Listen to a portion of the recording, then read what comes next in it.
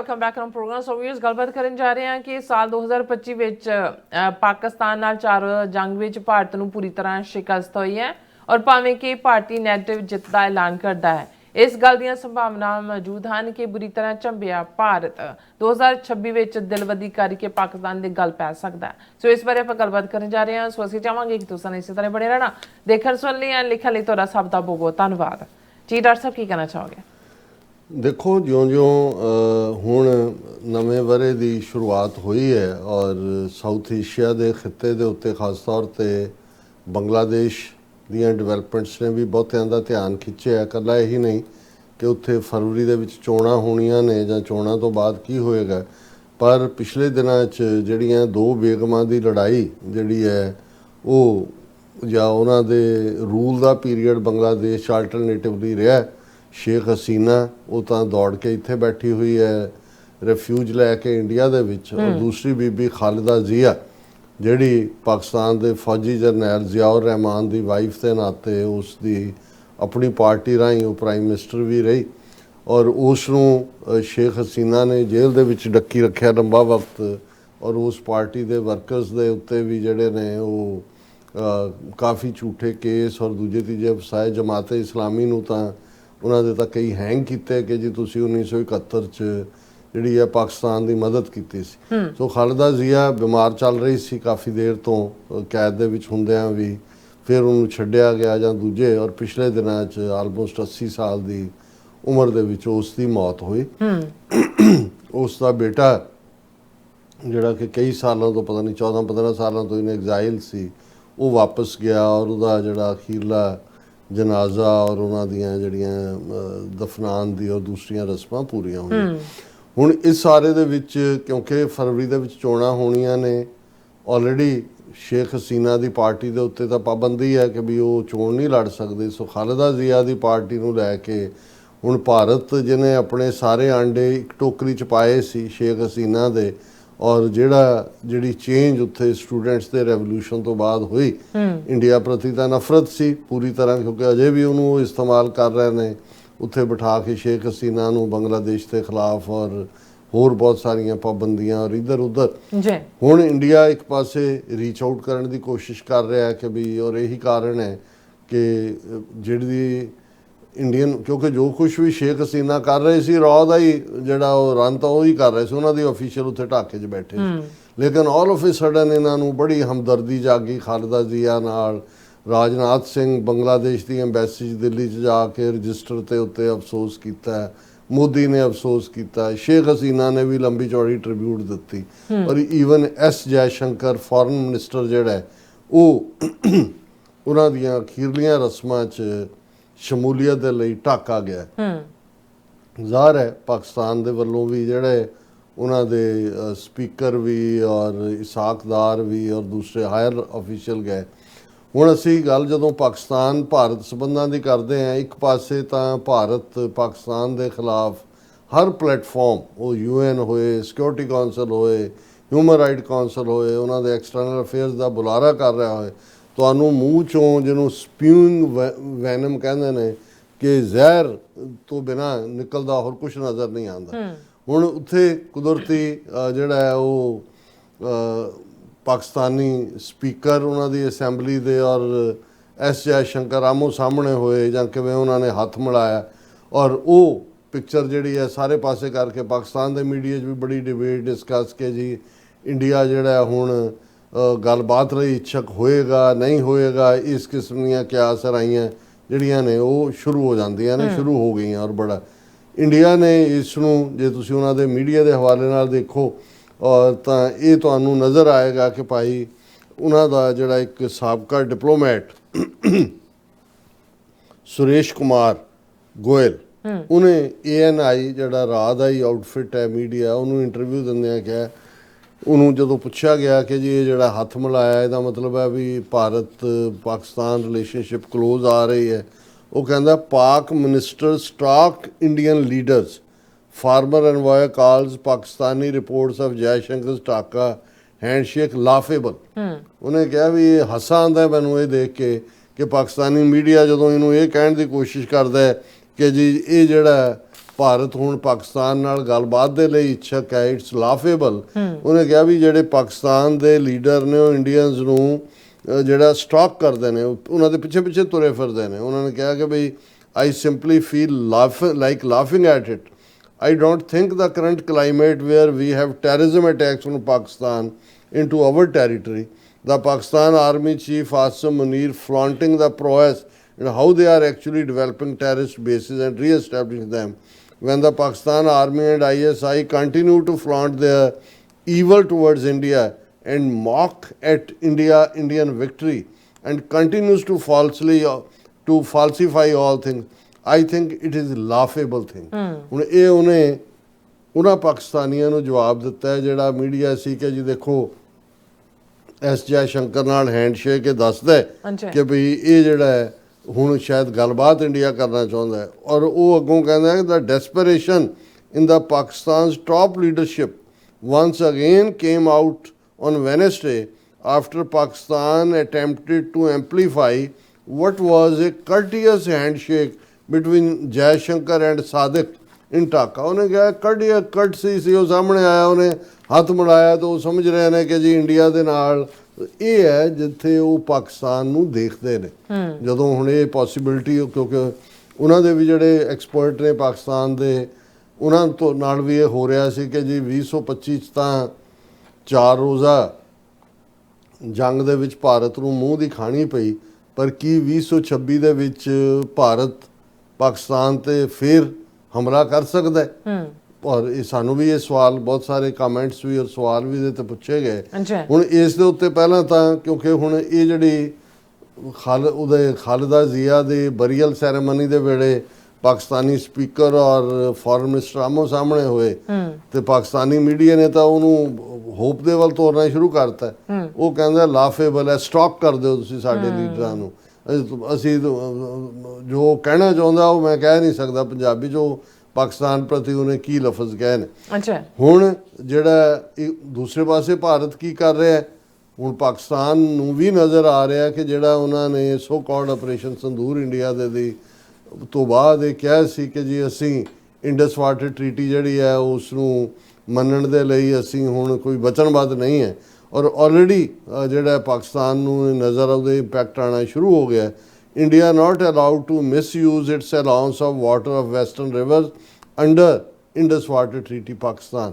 ਇਹ ਉਹਨਾਂ ਦੇ ਜਿਹੜੇ ਫੋਰਨ ਆਫਿਸ ਦੇ ਸਪੋਕਸਪਰਸਨ ਨੇ ਤਾਹਿਰ ਹਸਨ ਅੰਦਰਾਬੀ, ਉਹਨਾਂ ਨੇ ਇੱਕ ਸਵਾਲ ਦੇ ਜਵਾਬ ਦੇ ਵਿੱਚ ਕਿਹਾ ਕਿ ਵੀ ਇੰਡੀਆ ਨੇ ਜਿਹੜਾ 260 megawatt Dulhasti stage 2 hydro power project Chenab river ਨੂੰ ਅਪਰੂਵਲ ਦਿੱਤੀ ਹੈ, ਇਹ ਜਿਹੜਾ ਇਹ ਵਾਇਓਲੇਸ਼ਨ ਹੈ ਇੰਡਸ ਵਾਟਰ ਟ੍ਰੀਟੀ ਦੀ। ਸੋ ਇਹ ਵੀ ਇੰਡੀਆ ਦੀ ਪ੍ਰੋਵੋਕੇਸ਼ਨ ਹੈ ਕਿ ਉਸ ਟ੍ਰੀਟੀ ਨੂੰ ਮੰਨਣ ਦੀ ਥਾਂ ਜਿਹੜਾ ਉਹ ਉਸ ਦੀ ਵਾਇਓਲੇਸ਼ਨ ਕਰ ਰਿਹਾ। ਫਿਰ India asks Pakistan to expedite release of Indian prisoner in its custody. ਹੁਣ ਇੰਡੀਆ ਇਵੇਂ ਗੱਲ ਕਰ ਰਿਹਾ ਜਿਵੇਂ ਹੁਕਮ ਦੇ ਰਿਹਾ ਹੋਏ ਕਿ ਭਈ ਜਿਹੜੇ ਇੰਡੀਅਨ 35 ਸਿਵਲੀਅਨ ਪ੍ਰਿਜ਼ਨਰਸ ਔਰ ਫਿਸ਼ਰਮੈਨ ਪਾਕਿਸਤਾਨ ਦੀ ਕਸਟਡੀ 'ਚ ਨੇ, ਉਹਨਾਂ ਨੂੰ ਪਾਕਿਸਤਾਨ ਰਿਹਾ ਕਰੇ। ਸੋ ਇੱਕ ਪਾਸੇ ਜਿਹੜਾ ਇਹ ਉਹਨਾਂ ਨੇ ਆਪਣੀ ਵਨ ਅਪਮੈਨਸ਼ਿਪ ਵਾਲੀ ਲਾਈਨ ਰੱਖੀ ਹੋਈ ਹੈ, ਦੂਸਰੇ ਪਾਸੇ ਜਿਹੜਾ ਇਹਨਾਂ ਦਾ ਆਫੀਸ਼ੀਅਲ ਰਿਸਪੌਂਸ ਹੈ। ਹੁਣ ਇਸ ਸਾਰੇ 'ਚ ਅੱਜ ਹੀ ਮੈਂ ਦੇਖ ਰਿਹਾ ਸੀ ਇੱਕ ਹੋਰ ਸਾਬਕਾ ਆਰਮੀ ਐਕਸਪਰਟ ਇੰਡੀਅਨ ਮੂਲ ਦਾ, ਉਹ ਇਹ ਕਹਿ ਰਿਹਾ ਸੀ ਕਿ ਵੀ ਇੰਡੀਆ ਨੇ ਜੇ ਇਹ ਭਰਮ ਪਾਲਿਆ, ਕਿਉਂਕਿ ਦੇਖੋ ਆਪਣੇ ਮੁਲਕ ਦੇ ਵਿੱਚ ਮੋਦੀ ਜੁੰਡਲੀ ਦੀ ਜਿਹੜੀ ਪੋਪੂਲੈਰਿਟੀ ਹੈ ਉਹ ਬਹੁਤ ਥੱਲੇ ਨੂੰ ਜਾ ਰਹੀ ਹੈ। ਹਾਲਾਂਕਿ ਇਹਦੇ 'ਚ ਕੋਈ ਸ਼ੱਕ ਨਹੀਂ ਹੈ ਕਿ ਦੁਨੀਆ ਨੂੰ ਪਤਾ ਹੈ ਕਿ ਆਪਰੇਸ਼ਨ ਸੰਦੂਰ ਸੋ ਕਾਲਡ ਉਹਦੇ 'ਚ ਭਾਰਤ ਦੀ ਮੁਕੰਮਲ ਸ਼ਿਕਸਤ ਹੋਈ, ਪਰ ਉਹਨਾਂ ਨੇ ਉਹ ਰਿਪੀਟਡਲੀ ਉਸ ਝੂਠ ਨੂੰ ਰਿਪੀਟ ਕਰ ਰਹੇ ਨੇ। ਉਹਨਾਂ ਦਾ ਮੀਡੀਆ, ਉਹਨਾਂ ਦਾ ਸੋਸ਼ਲ ਮੀਡੀਆ, ਉਹਨਾਂ ਦਾ ਦੂਸਰਾ ਅੱਜ ਵੀ ਭਾਰਤ ਵਿਚਲਾ ਇੱਕ ਵੱਡਾ ਹਿੱਸਾ ਇਹ ਯਕੀਨ ਕਰਦਾ ਹੈ ਕਿ ਜੀ ਪਾਕਿਸਤਾਨ ਨੂੰ ਬੀਟ ਕੀਤਾ ਇੰਡੀਆ ਨੇ ਔਰ ਪਾਕਿਸਤਾਨ ਗੋਡਿਆਂ ਪਰਨੇ ਲੈ ਆਂਦਾ, ਉਹਨਾਂ ਦੇ 9 ਮੁਰੀਦਕੇ ਤੋਂ ਲੈ ਕੇ ਫਲਾਣੇ ਅੱਡਿਆਂ ਤੇ ਕੀਤਾ ਇਹ ਉਹ। ਲੇਕਿਨ ਇਹ ਹੁਣ ਇੰਟਰਨੈਸ਼ਨਲੀ ਇਹ ਝੂਠ ਐਕਸਪੋਜ਼ ਹੋਇਆ। ਪ੍ਰੈਜ਼ੀਡੈਂਟ ਟਰੰਪ ਨੇ 60 ਤੋਂ ਜ਼ਿਆਦਾ ਵਾਰ ਕਿਹਾ ਵੀ ਮੈਂ ਸੀਜ਼ਫਾਇਰ ਕਰਵਾਇਆ। ਕੱਲ੍ਹ ਅਸੀਂ ਡਿਸਕਸ ਕੀਤਾ ਸੀ ਕਿ ਚਾਈਨੀਜ਼ ਫੋਰਨ ਮਿਨਿਸਟਰ ਨੇ, ਵਿਦੇਸ਼ ਮੰਤਰੀ ਨੇ, ਚਾਈਨਾ ਵਾਲੇ ਗੈਰ ਜ਼ਿੰਮੇਵਾਰ ਗੱਲ ਨਹੀਂ ਕਰਦੇ, ਉਹਨਾਂ ਨੇ ਆਪਣੇ ਰੋਲ ਦੀ ਗੱਲ ਵੀ ਕੀਤੀ ਅੱਛਾ ਕਿ ਚਾਈਨਾ ਨੇ ਸੀਜ਼ ਫਾਇਰ ਕਰਵਾਇਆ।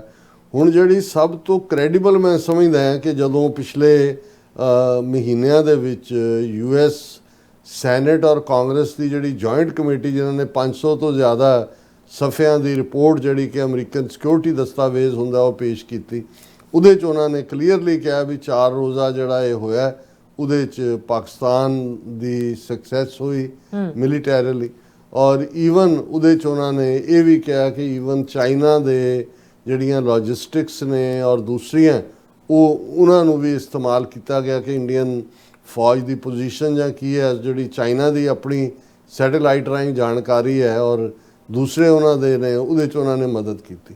ਸੋ ਪ੍ਰੈਜ਼ੀਡੈਂਟ ਟਰੰਪ ਪੋਲੀਟੀਕਲ ਆਪੈਨਸ਼ਿਪ ਕਰ ਸਕਦਾ ਹੈ, 60 ਵਾਰ ਤੋਂ ਜ਼ਿਆਦਾ ਵਾਰ ਨਹੀਂ ਕਰੇਗਾ।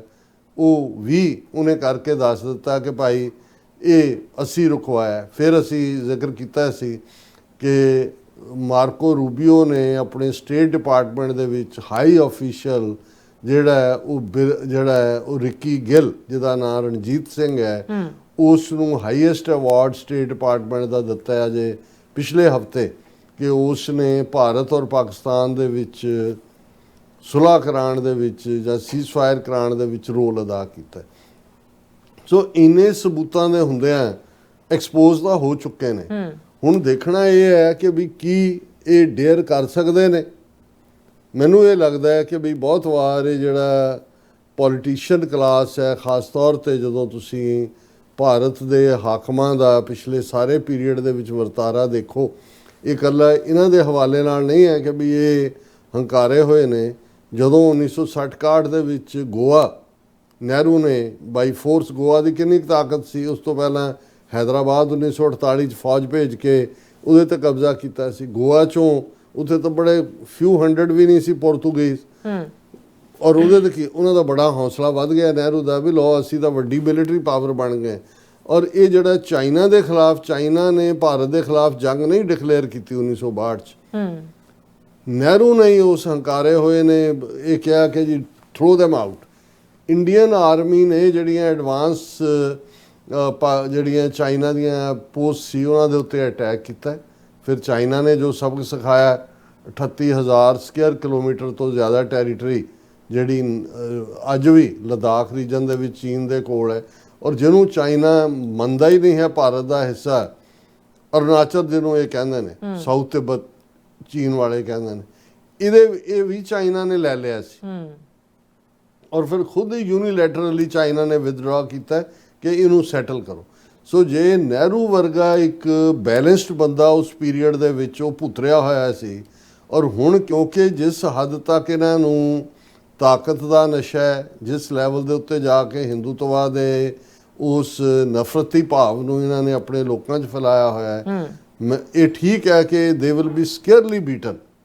ਹੁਣ ਵੀ ਜੇ ਇਹਨਾਂ ਨੇ ਇਹ ਕੀਤਾ, ਔਰ ਹੁਣ ਦੇ ਇਸ ਪੀਰੀਅਡ 'ਚ ਅੱਗੇ ਤਾਂ ਚਲੋ ਅਮਰੀਕਾ ਨੇ ਇੰਟਰਵੀਨ ਕਰ ਦਿੱਤਾ ਆ ਕੇ ਇਹਨਾਂ ਦੇ ਤਰਲੇ ਕਰਨ ਤੇ, ਔਰ ਇਹ ਪਹਿਲੀ ਵਾਰ ਨਹੀਂ ਹੈ ਵੀ ਅਮਰੀਕਾ ਨੇ ਇੰਟਰਵੀਨ ਕਰਕੇ ਸੀਜ਼ ਫਾਇਰ ਕਰਵਾਇਆ। ਕਾਰਗਿਲ 1999 ਦੇ ਵਿੱਚ ਕਲਿੰਟਨ ਨੇ ਨਵਾਜ਼ ਸ਼ਰੀਫ ਨੂੰ ਸੱਦ ਕੇ ਸੀਜ਼ ਫਾਇਰ, ਕਿਉਂਕਿ ਵਾਜਪਾਈ ਨੇ, ਕਿਉਂਕਿ ਪਾਕਿਸਤਾਨ 1998 ਤੋਂ ਪਹਿਲਾਂ ਵਾਲਾ ਪਾਕਿਸਤਾਨ ਹੋਰ ਸੀ। ਜਦੋਂ 1998 'ਚ ਨਿਊਕਲੀਅਰ ਪਾਵਰ ਆ ਗਈ ਤੇ ਨਾ ਤਾਂ ਵੈਸਟਰਨ ਦਰਵਾਜ਼ੇ ਖੋਲੇ, ਵੈਸਟਰਨ ਫਰੰਟ ਖੋਲ ਦਿੰਦੇ ਉੱਥੇ ਕਾਰਗਿਲ 'ਚ ਜੁੱਤੀਆਂ ਖਾਂਦੇ ਰਹੇ, ਔਰ ਉਦੋਂ ਵੀ ਅਮਰੀਕਾ ਦੀ ਇੰਟਰਵੈਂਸ਼ਨ ਹੋਈ, ਹੁਣ ਵੀ ਅਮਰੀਕਾ ਦੀ ਇੰਟਰਵੈਂਸ਼ਨ ਹੋਈ। ਤਾਂ ਹੁਣ ਜੇ ਇਹਨਾਂ ਨੇ ਕੋਈ ਇਸ ਕਿਸਮ ਦਾ ਪੰਗਾ ਲਿਆ ਜਿਹਦੀਆਂ ਪੋਸੀਬਿਲਿਟੀਜ਼ ਮੌਜੂਦ ਨੇ, ਹਾਲਾਂਕਿ ਬਹੁਤ ਵਾਰੀ ਲੱਗਦਾ ਹੁੰਦਾ ਵੀ ਇਹਨਾਂ ਨੂੰ ਸ਼ਾਇਦ ਲੱਗਦਾ ਹੋਏਗਾ ਕਿ ਅਸੀਂ ਇੱਕ ਅੱਧਾ ਐਕਸ਼ਨ 1-2 ਦਿਨ 'ਚ ਕਰਕੇ ਫਿਰ ਜਿਹੜਾ ਸੀਜ਼ ਫਾਇਰ ਜਿਹੜਾ ਕਰ ਦਈਏ ਔਰ ਅਸੀਂ ਕਹਿ ਦਈਏ ਜੀ ਪਾਕਿਸਤਾਨ ਨੂੰ ਸਬਕ ਸਿਖਾਇਆ। ਤੇ ਇਹ ਬਹੁਤ ਵਾਰ ਇਹ ਹੁੰਦਾ ਹੈ ਕਿ ਵੀ ਜਿਹੜੀਆਂ ਨਿਊਕਲੀਅਰ ਪਾਵਰਸ ਜਾਂ ਦੂਸਰੇ ਮੁਲਕ ਨੇ, ਇਹ ਉਹਨਾਂ ਨੇ ਵਾਰ ਸ਼ੁਰੂ ਤਾਂ ਤੁਸੀਂ ਕਰ ਸਕਦੇ ਹੋ, ਫਿਰ ਇਹ ਕਲੋਜ਼ ਕਿਵੇਂ ਜਾਂ ਕਦੋਂ ਹੋਣੀ ਹੈ ਇਹ ਬਹੁਤ ਵਾਰ ਤੁਹਾਡੇ ਹੱਥ 'ਚ ਨਹੀਂ ਰਹਿੰਦਾ ਹੈ ਪਾਰਟ। ਸੋ ਉਹ ਮੁਕੰਮਲ ਤਬਾਹੀ ਦਾ ਵੀ ਵਾਇਸ ਬਣ ਸਕਦਾ ਹੈ। ਪਰ ਮੈਨੂੰ ਇਹ ਲੱਗਦਾ ਹੈ ਵੀ ਇਸ ਗੱਲ ਦੀ, ਹਾਂ ਜੇ ਰਜੀਮ ਚੇਂਜ ਹੋ ਜਾਂਦੀ ਹੈ ਵਿਦ ਇਨ ਇੰਡੀਆ ਵੀ, ਜੋ ਕੁਛ ਇਸ ਵੇਲੇ ਅੰਦਰੂਨੀ ਤੌਰ ਦੇ ਉੱਤੇ ਵੀ ਚੱਲ ਰਿਹਾ, ਹਾਲਾਂ ਇਹਨਾਂ ਨੇ ਐਪਸਟਾਈਨ ਫਾਈਲਸ ਦੇ ਵਿੱਚ ਵੀ ਮੋਦੀ ਔਰ ਹਰਦੀਪ ਪੁਰੀ ਦਾ ਨਾਂ ਸੀ, ਉਹ ਡੀਲ ਇਹਨਾਂ ਨੇ ਕਰ ਲਈ ਹੈ। ਜੇ ਅਮਰੀਕਾ ਦੇ ਨਾਲ ਟ੍ਰੇਡ ਡੀਲ ਹੋ ਜਾਂਦੀ ਹੈ ਜਾਂ ਦੂਜਾ, ਤੇ ਕੋਈ ਪੋਸਿਬਿਲਿਟੀ ਜਿਹੜੀ ਹੈ ਇਸ ਕਿਸਮ ਦੀ ਨੂੰ ਮੋਦੀ ਐਂਡ ਕੰਪਨੀ ਨੂੰ ਕੁਝ ਦਿਖਾਉਣ ਨੂੰ ਮਿਲ ਜਾਏ ਆਪਣੇ ਲੋਕਾਂ ਨੂੰ, ਇਹ ਜਿਹੜੀ ਹਾਰ ਆਪਰੇਸ਼ਨ ਸੰਦੂਰ ਦੀ ਹੈ, ਇਹ ਕਲੰਕ ਉਹਨਾਂ ਦੇ ਮੱਥਿਓਂ ਲੱਥ ਜਾਏ। ਨਹੀਂ ਤਾਂ ਅਗਲੀਆਂ ਇਲੈਕਸ਼ਨਾਂ ਜਿਹੜੀਆਂ ਨੇ ਉਹ ਫੇਸ ਕਰਨ ਤੋਂ ਪਹਿਲਾਂ ਉਹਨਾਂ ਨੂੰ ਚੀਨ ਦੇ ਖਿਲਾਫ ਤਾਂ ਕੁਝ ਕਰਨੋਂ ਰਹੇ, ਔਰ ਉਹਨਾਂ ਨੂੰ ਇਹ ਲੱਗਦਾ ਵੀ ਪਾਕਿਸਤਾਨ ਨੂੰ ਅਸੀਂ ਜਿਹੜਾ ਭਾਵੇਂ ਇੱਕ ਅੱਧਾ ਰੋਜ਼ 'ਚ ਕੁਛ ਨਾ ਕੁਛ ਕਰਕੇ ਫਿਰ ਇੰਟਰਨੈਸ਼ਨਲ ਤਾਕਤਾਂ ਆ ਜਾਣਗੀਆਂ ਜੀ, ਸਟਾਪ ਸੀਜ਼ਫਾਇਰ ਹੋ ਜਾਏਗਾ। ਪਰ ਮੈਨੂੰ ਇਸ ਪੋਸੀਬਿਲਿਟੀ ਨੂੰ ਰੂਲ ਆਊਟ ਨਹੀਂ ਕੀਤਾ ਜਾ ਸਕਦਾ ਕਿ ਇਹ ਜਿਹੜਾ ਪੂਰੀ ਤਰ੍ਹਾਂ ਝੰਬਿਆ ਭਾਰਤ ਹੈ ਉਹ ਫੇਰ ਪਾਕਿਸਤਾਨ ਦੇ ਗਲ ਪੈ ਸਕਦਾ ਹੈ। ਜੀ ਰਾਜ ਸਾਹਿਬ ਤੁਹਾਡਾ ਬਹੁਤ ਬਹੁਤ ਸ਼ੁਕਰੀਆ। ਸੋ ਥਲੇ ਨਾ ਬ੍ਰੇਕ ਵਿਊਅਰਸ, ਤੁਸੀਂ ਕਿਤੇ ਨਹੀਂ ਜਾਣਾ, ਮਿਲਦੇ ਹਾਂ ਆਫਟਰ ਦਿਸ ਸ਼ਾਰਟ ਬ੍ਰੇਕ।